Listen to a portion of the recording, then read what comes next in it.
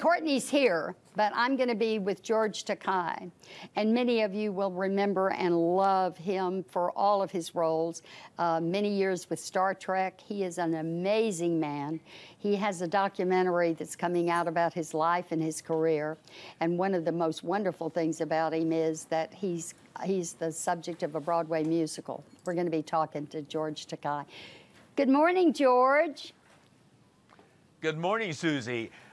May I give you a quick correction? Yes, My please. last name is pronounced Takei. Takei. But I don't object to your, yes, but Okay. I don't object to Takei because that's a Japanese word that means expensive. So I'd be happy to accommodate you. But well, I'm Takei. I think you could probably wear both names, George, because people pay you a lot of expensive money just to have you appear in their shows. We are so excited. You're right. We are so excited here. Because Takei doesn't mean cheap either. I have to ask you something because I know everybody wants to know about Star Trek, but I am so fascinated by the fact that you were interred at 4 to 8 years old in the Japanese camps in the United States. And I know that not Japanese. Not Japanese. The United States Japanese camps. American. Oh, yeah, that's they were right. U.S. internment camps. We're American citizens. Absolutely. We weren't imprisoned by the Japanese.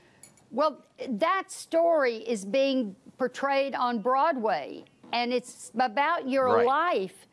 And I want to ask you a question, George, because I myself, who live life on a much smaller scale than you, frequently pinch myself where I am sometimes and say, how can I be so lucky to have this happening to me?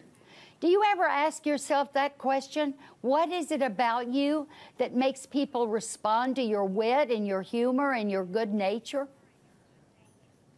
You know, I do, because I live a life today that is in dramatic contrast to my childhood. I mean, I grew up behind barbed wire fences. We had no rights. We were prisoners in our own country. We're American citizens, but, you know, we happen to look like the people that bombed Pearl Harbor. And for that alone, in the most egregious violation of our Constitution, we were rounded up and imprisoned. And I came from that to enjoying the life that I enjoy today with my husband, Brad. And my father told me when I was a teenager that our democracy is a people's democracy. And it can be as great as a people can be, but it's also as fallible as people are. And he said we have to be actively engaged in the democratic process to maintain its ideals. And so I have been practicing that all my life. And To Be Takei chronicles that story, which is going to be available starting July 3rd all the way to August 6th, exclusively on DirecTV Cinema. And then after August 6th, it's going to be in theaters all across the country. All right, George, I've got one quick question that I want to ask you.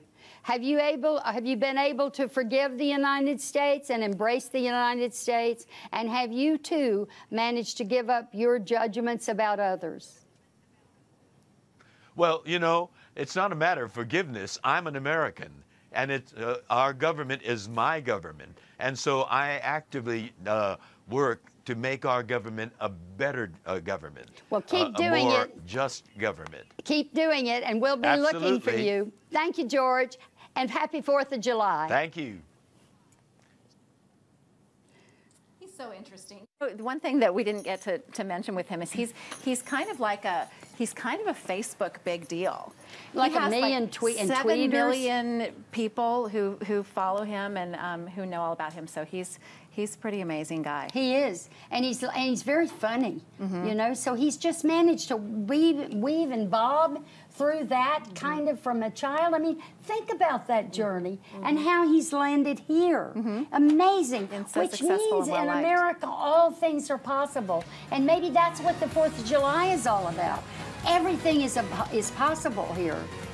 Okay, and on that note, we'll say goodbye. We'll see.